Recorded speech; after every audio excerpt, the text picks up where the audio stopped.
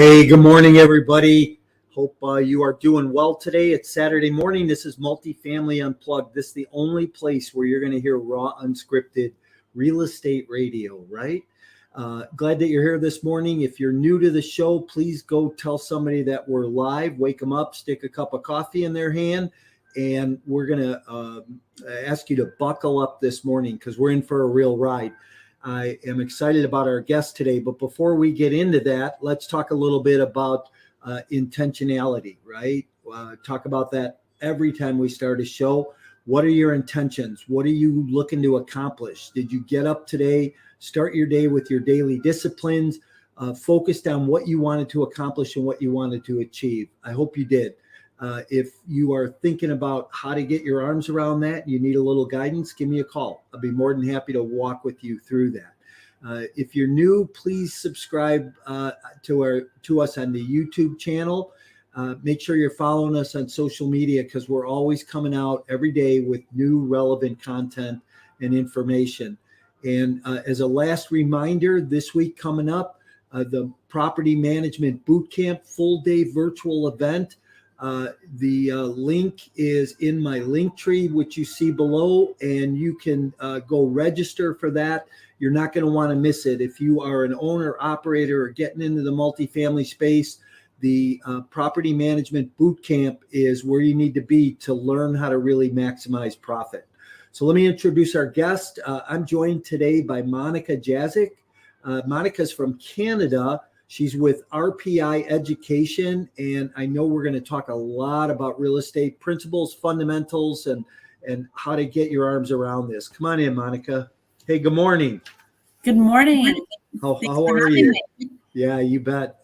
Boy, you and I have a little bit of history that we didn't know about till we talked this morning, and we kind of met, along the way on Clubhouse, where you really never get to know anybody, and then got connected by a mutual friend, Chantel, who we both really admire. And, here we are. So Chantel connected us, and I think that's great. So I'm glad that you're here this morning.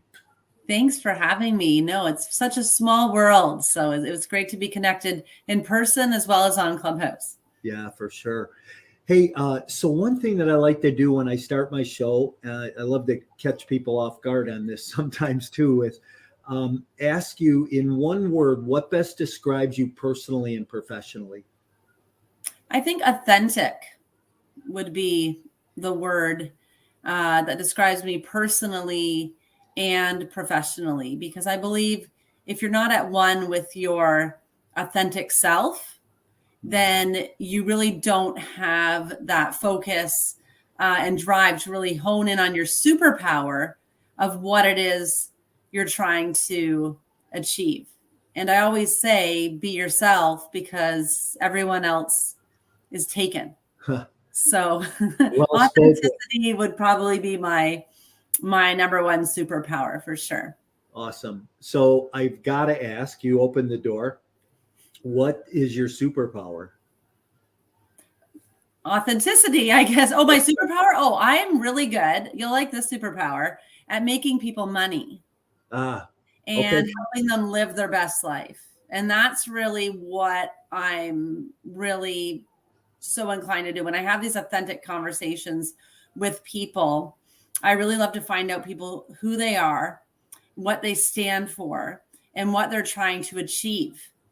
And if people can open up and honestly tell me that, I'm really able to look into them and really provide them with a little bit of, like you said earlier, intentional perspective. I think intentionality is absolutely huge. I love how you started your podcast, and help them really be true to their authentic self and give them some ideas of how they can actually achieve these goals and really start living their best life. So everyone has the ability to live the life they want and be able to afford the life that they want if they just stay open and positive and receptive to the authentic advice of others, which is why I love what I do so much, because I really help people change lives and create their best life. We did it for ourselves. Yeah. And now we really like to do that for others. That's awesome. So let's dig into your history a little bit and, find out, what you did before and how you got to where you're at today. Absolutely. So before I was a mother, I still am a mother. That's my number one job on this earth is I'm a wife and a mother to 4 wonderful kids. And I wanted that to be my number one job because when I was newly married to Vaughn, who's my husband, and he's also my business partner, we run RPI Education together. I was just finishing my master's degree in teaching. So I was going to enter the world of teaching, but I had our first son right after I completed my degree. And I had to go in the classroom and complete a 12-week practicum. And the baby was only about 8 months old. And I was only in my 20s. It was my first experience really balancing work and life. So I was a new teacher, finishing up my degree, and a new mother. And I realized really quickly into it that I was selling myself short in all these different areas. I wasn't the student I normally was. I wasn't the worker I normally was. And I was not the mother I wanted to be. And I really felt like I was leaving my best part of myself at daycare at 7 o'clock every morning. So I finished up my degree. And my intention at that point was I'm going to finish what I started. I'm going to graduate with this master's degree, but my number one job on this earth is going to be a mother to this child and any subsequent children that come after. And so when I finished that, and I had to make a lot of hard decisions along the way, because I think you don't really know until you know, you start going through the motions of things. So when Vaughn and I were made this decision together, then we realized how expensive it is to really live on one salary. And from that, we had a whole new challenge, which Vaughn was making great money, but living on one salary in our area, because we actually did a global move from Australia here to Toronto, Canada. It's very high cost of living. And we were homeowners at this point. Living on one salary was really quite a challenge. And so from that point, I was a stay-at-home mom. I was working part-time as a teacher because I love to work. But I also started taking finances and putting finances to the forefront and really trying to learn how money works. And Vaughn and I were excellent students, like A++. We were doing everything the textbooks tell us to do, and our friendly financial planner told us to do. And we were buying life insurance, and we were saving 10%, and we were opening up all these different savings accounts, but we still weren't making enough money every month. And also in 2008 hit, all of these savings that we accrued were gone forever. And at that point, we realized if I ever want to be able to retire, which obviously everyone wants to do, and help my kids out by sending them to college, I am going to have to go to work full time. And then I realized what kind of society we live in that requires 2 6-figure salaries to get by. Meaning the main goal is to be able to retire and help your kids out a little bit. And that's when Vaughn and I kind of looked at each other and realized we need to learn how to invest different. And that's when we read Rich Dad, Poor Dad and really realized that real estate was the way to go. And from that point on, we started investing in real estate, and that really just changed everything for us. Wow, interesting. And so what was your first investment in real estate? Our first investment in real estate, and believe me, we made a lot of mistakes in real estate because we didn't really have a coach and we didn't have anyone guiding us. So we were in on it on our own. So many mistakes. We actually wrote a book called Real Estate Mistakes. Okay. Our mistakes, your success. And in the book, we talk about our very first investment, which was a ski condo. So we did a lot of novice mistakes that people make when they start investing in real estate. We bought something pretty small. I think psychologically, you buy a smaller area, maybe it's less scary. We bought something that we understood, which was a vacation rental. We like to ski. We knew the area. So we decided let's buy a small condo in the area and we're going to use it as well as rent it out, which is another huge mistake. Don't ever mix business and personal. And so we did pretty well with it. We bought it right. We made money when we buy. I think that's the number one rule in real estate. But we had no idea how mortgages really worked then, and as well as condo fees in regards to the purchase of condominium units. And we didn't really even realize that our condo fees were higher than our mortgage payment. Oh, geez. Or how that affects cash flow. And because we were running it as a short-term rental, that was a huge learning curve on its own, because we learned all about, like the holiday rentals versus the shoulder seasons and how to really budget these types of investments.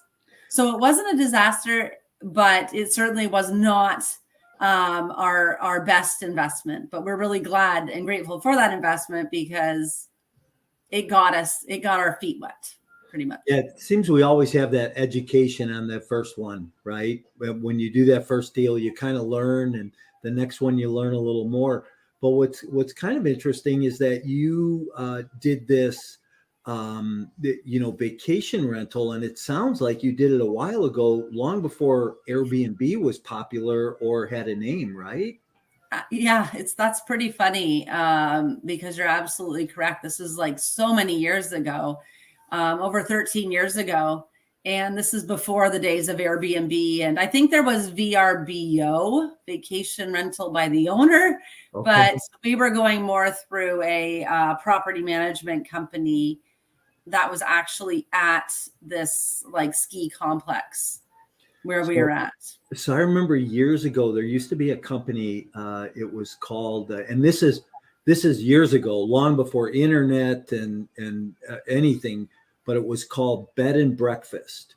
And they always ran an ad in the Chicago newspaper, wound up finding a place in New York in Soho that I stayed for a few nights on this bed and breakfast thing in somebody else's condo. And, boy, that was the early version of STR, or, Airbnb, or, so it's kind of interesting how, when you think about an idea way back when, and it really hadn't had much form, but now years later, it kind of grew morphosized into this big thing that it is, Airbnb today. So there's, that's the thing about real estate. There's all kinds of investing that you can do in real estate, all different spaces you can spend your time.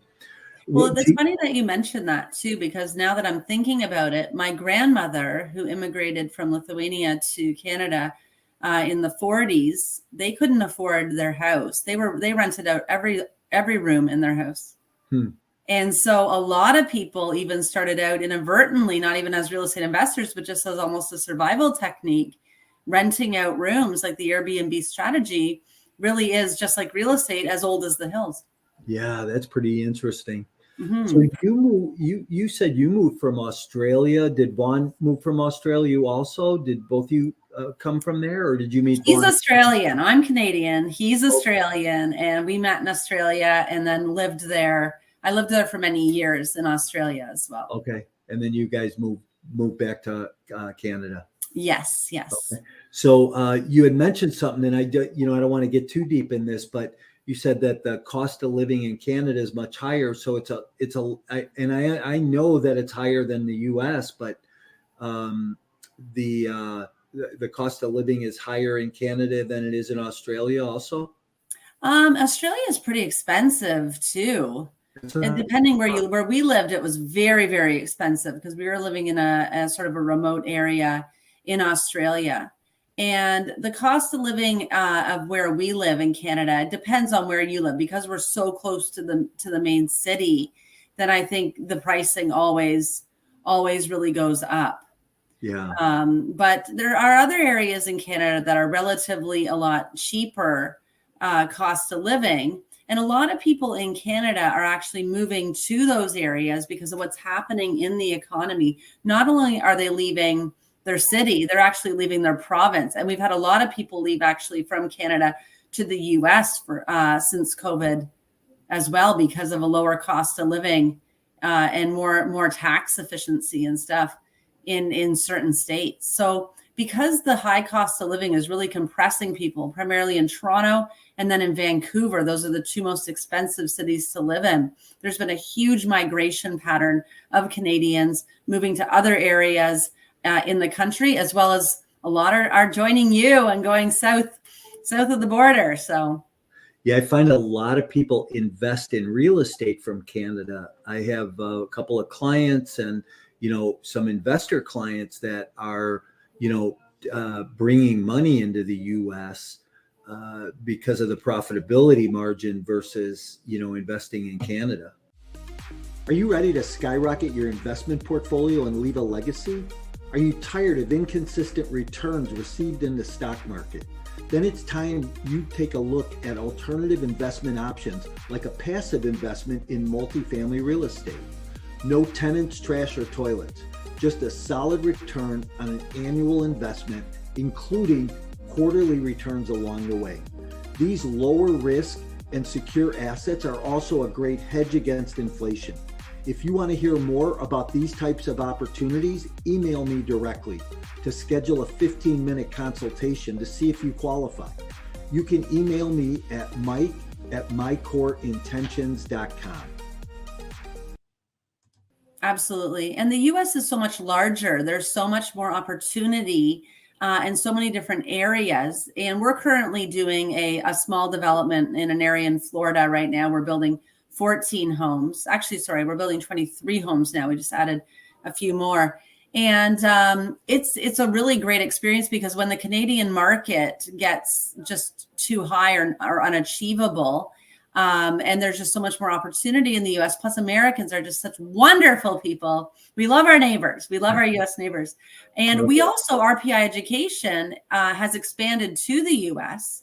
Okay. So we actually have US experts, like I was mentioning earlier. We have a chapter in Chicago, in LA, the DMV, in Atlanta, as well as Florida and Phoenix and Texas. Wow. So we work with a lot of different specialists in the US to help Canadians invest in the US, but also to help American people as well learn how to build wealth and really learn what their options are, and aligning them with like apartment specialists and multifamily specialists like yourself that work really hard to have these amazing investment opportunities and show people, have you considered multifamily? Have you considered a passive investment? Because personally, I love real estate.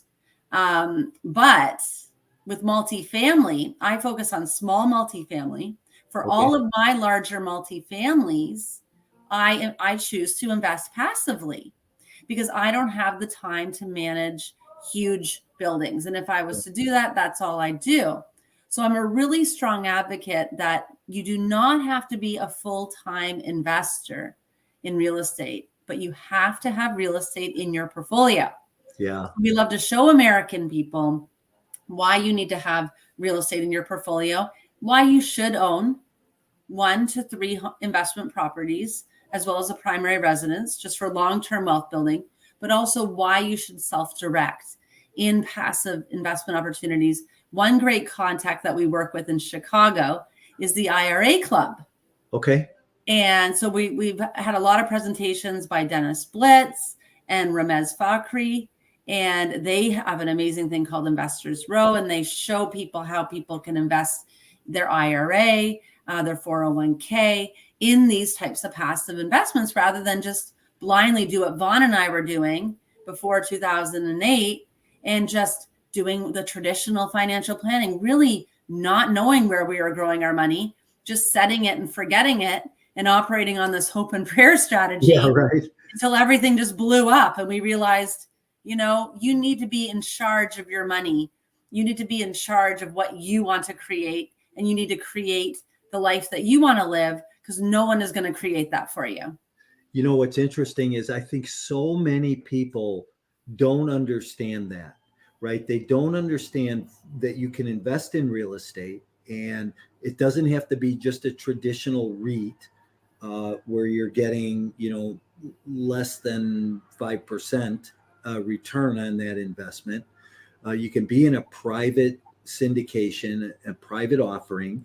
You can use your IRA to move that money. It can't be a traditional IRA. It has to be self-directed like you talked about.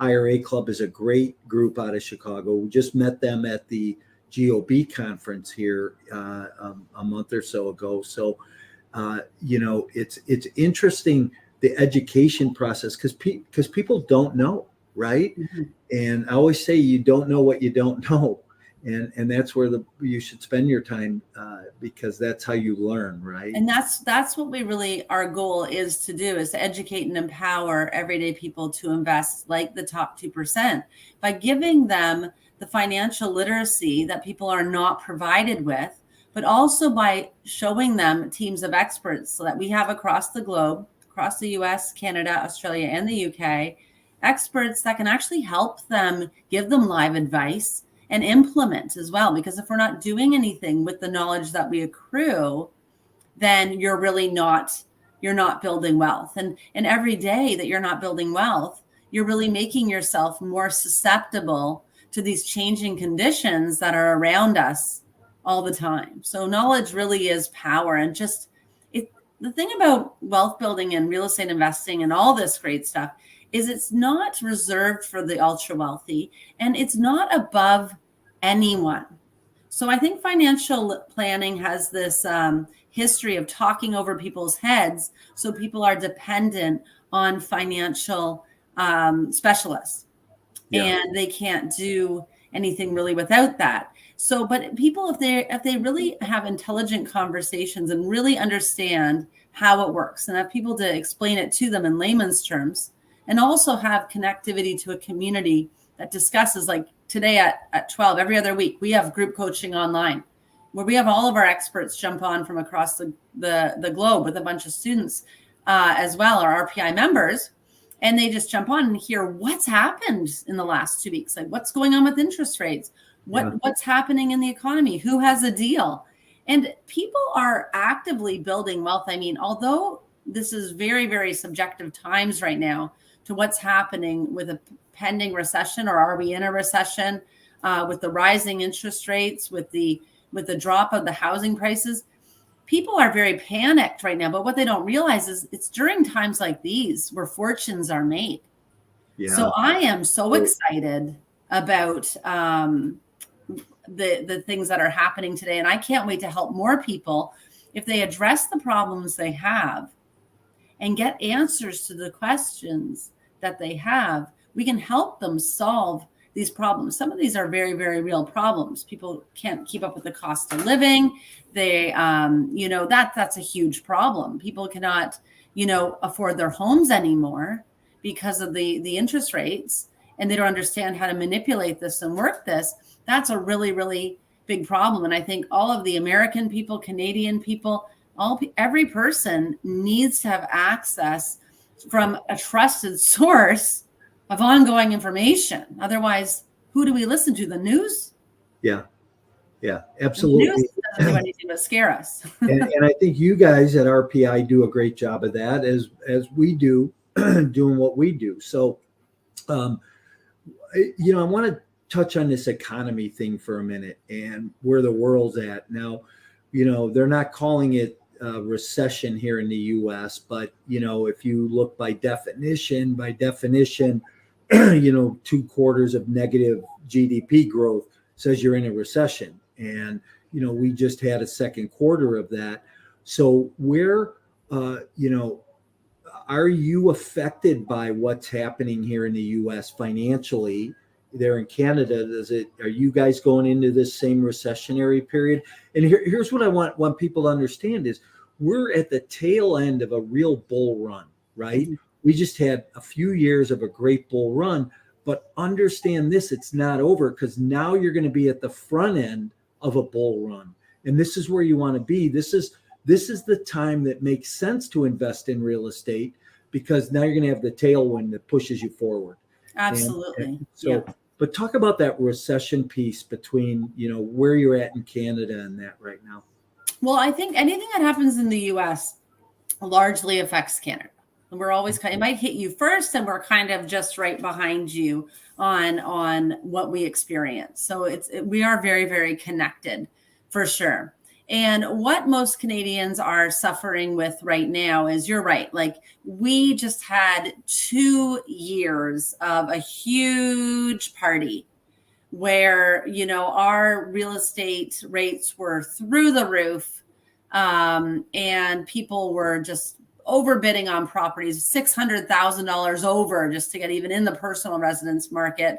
We have a lot of foreign money here. Like I say, where we live, people have a lot of money and they are not afraid to spend it on properties. And this was unconditional, sight unseen, people buying multi-million-dollar homes and driving the whole market up. So then you have your everyday people who really can't afford the cost of housing because they're competing with people who are willing to go above and beyond. Interest rates were so low. And when I say low, I think we were even lower than the US.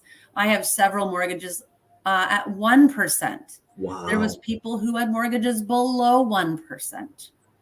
And that was crazy too. So what we were doing is we were consistently, obviously, looking for properties, and we had to really change our strategy to look for properties over the past couple of years.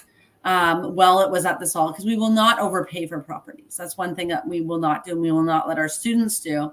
So one thing we really focused on with our team of experts, especially in Canada, was since we have our existing assets, we're sitting at these fictitiously high prices. Like, oh, so you think my house is $2 million? Okay, show me. Give me a nice, fat, juicy HELOC against my home. So that's that home equity line of credit. You think it's worth this? I want some equity from this. Let's line it up. We sold a lot of properties at hugely inflated prices. We refinanced everything, especially at that one. I refinanced our personal residence are at a new 1% mortgage rate. So that obviously helps a lot, protect you now with the rising interest rates. And we sold what we didn't want. We secured what we did have and access as much equity as possible, because in real estate, your properties aren't worth anything until you either sell it or refinance it. And we also built on our currently existing properties that we had. So there was very little buying going on. There was more adding on to what we have, selling our assets. And people were, I made $250,000 for a property I held for 1 year. Oh, wow. 1 year. And that was just one property. Everyone did this. All of our students did this. And now everyone's sitting on a lot of money and are primed to buy. And that's what we're looking to do. And we're able to afford to buy with the increased interest rates. It doesn't faze us because we know how low 3% is what we're normally paying on our investment properties was. We've been using 6% since the very beginning, sometimes as high as 10%. And stress testing and doing before stress testing was even a thing. And that's why I love real estate so much, because we're well aware that this is not some huge party where the good times are always going to be happening. We love how you can control your investment and really go, okay, I love this house, but what does this house look like, or this apartment building look like if all the tenants left? How long could I sustain that for? What does this apartment building look like if none of the tenants pay rent for a year? What does this apartment building or house look like if all of a sudden the interest rates go up to 15%? In the 80s, it was 18%. I got in real estate in the early 90s, and interest rates were 17%. So exactly. So what does that look like? If you can't do that with stocks and mutual funds, you can't take your stock and go, what does my stock look like if whatever so-and-so happens? Like, you could just wake up the next morning and your stock is gone. Right. Real estate, your stock could go to zero, but chances of real estate going to zero are, probably won't ever happen. It may fall a little, but it won't go to zero. And you can plan for the fall. Plan for the fall. So we're sitting here from this huge overly inflated market, which we were well aware of. And so how do we respond? Okay, pony up, give us the money. Now everyone has lots of money because we knew the market's they were talking about the rising interest rates for a very long time. Right. Everything that goes up has to come down eventually. It was just a perfect storm. So if you sit patiently and wait for it to happen, now the prices are starting to drop, and they will drop more, especially as the interest rates increase. And we're just here buying properties because we have the money to do it. Well, I was calling it a year ago saying, this market's going to change. Interest rates are going to go up. because you could see it in the cost of goods and the supply chain constraints and things like that, that you knew it had to change, right? It can't go on like that. So I think that, the government has to say, hey, we have to put the brakes on this a little bit, and, just let things stabilize a little bit more. And then, they'll open the gates up again and let it go. But, this is a time. And listen, hey, I just, as a side note, if you have people with a lot of money there and they're looking for opportunity, there is opportunity here. That I syndicate. I have, other people around me that syndicate. So if you ever need to have that conversation, we could have that conversation about. Well, I would love to have that conversation, because that's what we do at RPI. It's not just about selling a course or education or coaching.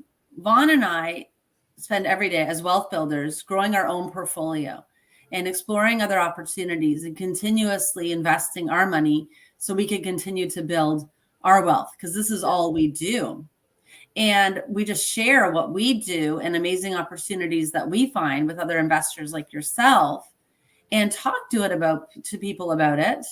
And so other people know that they have options, and they're not like we used to be, just doing things the traditional way, just because we did not know any other way. Like most people just go to their bank that they open their junior savers account with when they're 8, and will hand all their money over there, including all their registered funds, all their long-term savings. That's where they get their mortgage. That's where they get everything, just because they don't know. And the financial literacy in both Canada and the US is so limited. Yeah. People do not know their options. They think it's for rich people, and really everyone needs to be financially literate. And I think people don't understand that if you have money in the bank and it's making, a percent interest, that you're really losing money. Because when you look at the cost of what inflation is, right? And in the US today, it's somewhere between 9 and 12%. But let's just say it's 9%. You're making 1% in the bank. You're losing 8%, really. So where real estate, you could be in a real estate syndication making 15%, you're ahead of the game, right? So you're going to grow. And a funny story, I was with some guys last night, and one of the guys said to another gentleman that was there, he said, man, why don't you give up some of that communion money you still have in your savings account? I just thought it was so funny, because that just drives that point home, that people are sitting on capital that, it's really going to lose money for them over time. Yep. People, and like Robert Kiyosaki says, and I know he's pretty authentic too. Probably more authentic than I am in regards to translation harsh. Which he'll be blunt enough to say savers are losers. But it's true, because you're losing money every time you're sitting on money, and your money's not in circulation, because money doesn't even really exist. You're losing money. Yeah. And so unless you're buying assets, and I think the real trick is to really buy as many assets as possible that bring in money and create that cash flow, as well as the long-term wealth, and then in turn pay for your liabilities. Another problem that people have, I think, is they don't understand how the money works in real estate. When you're buying assets, you have to know exactly what you're buying, but what are you buying it for? And this really, if at the end of the day, it just comes down to money, I don't feel anyone would ever be successful. They have to have more of a very specific goal they have to attach that property to make sure they stay on track. Otherwise, people get that shiny penny syndrome, and they're just like, oh, this looks like a good deal. This is a $10,000 property. I'm going to get it. Or this is a good deal, where maybe it's a $10 million property that you should be looking at and getting a small piece in, rather than owning outright a $10,000 problematic mistake. If people can't match exactly what they're doing and know what they're doing things for, then they're never any further ahead. And that's why we always start off with your authentic why. What is your purpose of doing this? If your purpose is for a university education or college education for your kids, which was really, really important to me, I wasn't worrying about, the short-term money every month. I was worried about the long-term gain. How can I buy this asset now, and how will it serve me to pay for the college education for not just one kid, but 4 kids. What is my strategy there? Versus when our problem with cash flow, because we are short cash flow every month, what asset can I buy that will put this cash flow in my pocket every month? So people need to know what they're doing it for. Yeah. And that's interesting you said that. I just, it's funny, over the last couple of weeks, I did a poll on LinkedIn and on Twitter. And I asked that question: what's more important to you, short-term cash flow or long-term wealth? And hands down on both platforms, everybody said, and it was like 93% to 7% long-term wealth. Yes. And I think people are more concerned about tomorrow than they are about today, which is interesting to me, because I almost would have thought that a lot more people would have said short-term cash flow. Right. Hey, let's circle back for a minute. I want to ask you about the 23 houses that you're building in Florida. Mm-hmm. Are those for rentals? Is that build to rent, or is that build to sell? We are going to do something that we're calling a new construction flip opportunity. Okay. So I have some great contacts in Florida, and like one of our investment specialists there, I was bothering him about, I want to do some of these house flips. Because I love flipping homes. I need some money. I want to do some house flips. I like your US house flips. And he finally said, look, Monika, it's not a flip market right now in this area. It does not work. But what will work is, why don't we partner with this builder? He will build at cost. And in turn, what we could do is build a beautiful house for people in an area where housing is much needed, and sell it at a fair, affordable cost to these people, and also make a little bit of profit in between. Yeah. So it's different than what I normally do in regards to house flipping. I'm closing on a house flip actually next Monday, and we're in and out in 12 weeks normally. So we are fast. We're fast flippers. I love flipping homes.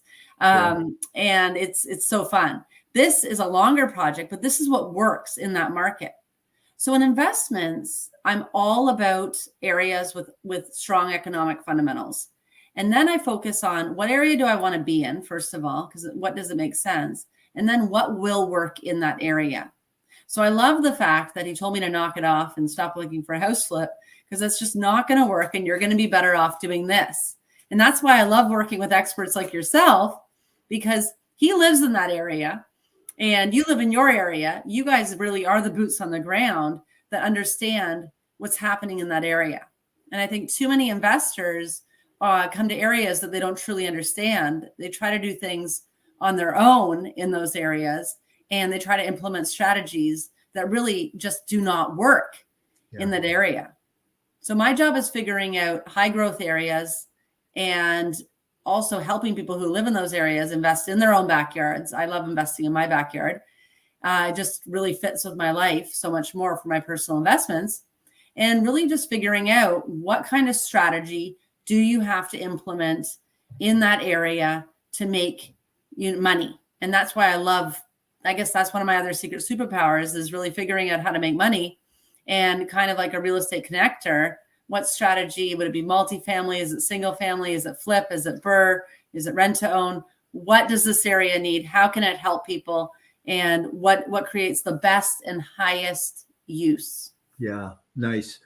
Well spoken, that's for sure. So let's, as we wind down here, I like to always ask like 3 bonus questions.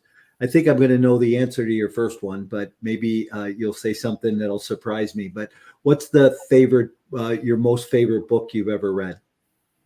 Oh, okay. So my most favorite book I ever read, you think I'm going to say I was going to say Real Estate Mistakes, my book. No, you think I was going to say Rich Dad, Poor Dad, which right, exactly. Really one of my favorites. But my real favorite book that I ever read, and you were talking about intentionality and all these mindset techniques at the start of your podcast. I love how you started with that, because I have a 2-hour priming routine I do every single day, which enables me to do what I do. And it's the Prosperity Bible. Is my absolute favorite book. I've been reading it for years. It's over 2,000 pages. It's the size of a phone book. And it consists of all the great works like Napoleon Hill, Think and Grow Rich, and Acre of Diamonds, and the mental equivalent, and it's just genius wrapped up. And I prime myself and then read from this book. And this book has gone with me everywhere. I'm on I think my fourth time reading it again. It takes and I only read a few pages a day, but it's underlined, it's asterisks. And I even added some new underlining today, which was so exciting because every time you go back to these readings, it just really, it's like you pull out some new knowledge and that are able to help you to apply it. Awesome. That sounds great. How about favorite tourist attraction? And, I know you've been in Australia, Canada. Have you, been in the US or? Yes, used to live in Florida. Oh, you did? Okay. And I have traveled. I absolutely love the US. I travel with our family around the US a lot. So, do you have a favorite tourist attraction? My favorite tourist attraction is the Muskoka Lakes in Ontario, Canada, where we live. Okay. And so I guess it's equivalent to New York's Hamptons. Okay. So we travel, us city folk, it's about 2 to 2.5 hours north every summer. And I don't own any cottages anymore. Believe me, that's also in book Real Estate Mistakes. I think it was chapter 5, Mistake by the Lake. But I spend most of my summer connecting with nature, swimming in these beautiful Ontario lakes that we go to. And people travel all over the world, a lot from the US as well, to come up to the Muskoka region. It's truly heaven in these areas. And it just allows people to connect with nature, connect with the families, and reconnect with your true self as well. Nice. Sounds beautiful. That's for sure. And Monika, why don't you tell people how they get a hold of your book? Excellent. Well, you could Google Real Estate Mistakes, or you can visit our website at rpieducation.com. And if you click on store, you'll see our book come up. And where can people find you? They could find me at rpieducation.com. Okay, excellent. So I encourage people to reach out to Monika, get a little bit of knowledge and see how she might be able to help some financial literacy in your own world. And Monika, this has been great. You're a wealth of knowledge and information. I appreciate that we finally get to connect like this and have some time together. So it's been great to get to know you, and certainly look forward to continuing that relationship and seeing if we can help some of your students and, with some of our investments. So I can't wait for that conversation. Great seeing you off of Clubhouse. Yeah. And I'm going to move you to the back room. Say goodbye to everybody. If you hang out with me for a minute, that'd be great. All right. Bye, everyone. Thanks again for having me. Thanks, Monika. Hey, everybody. What a great show today. Boy, just filled with information and knowledge and how to grow, your business. I think everybody needs to get a little financial education.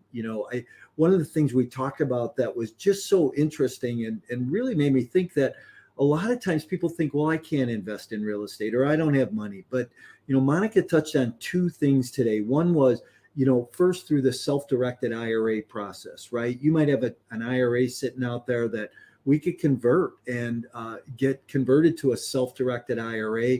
You can invest in real estate through that. The second option might be that she talked about HELOC loans.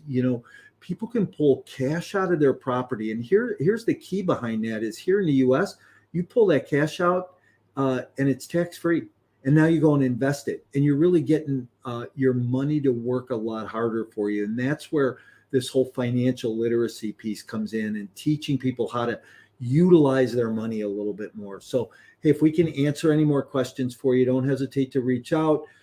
If you are looking for property management education, understanding the differences between property management, asset management, how they both play a part into your real estate portfolio, join me this week, August 18th, for a full day virtual property management boot camp. We're going to start at 9:00 Central. We're going to run all day, and I'm going to cover a gamut of information.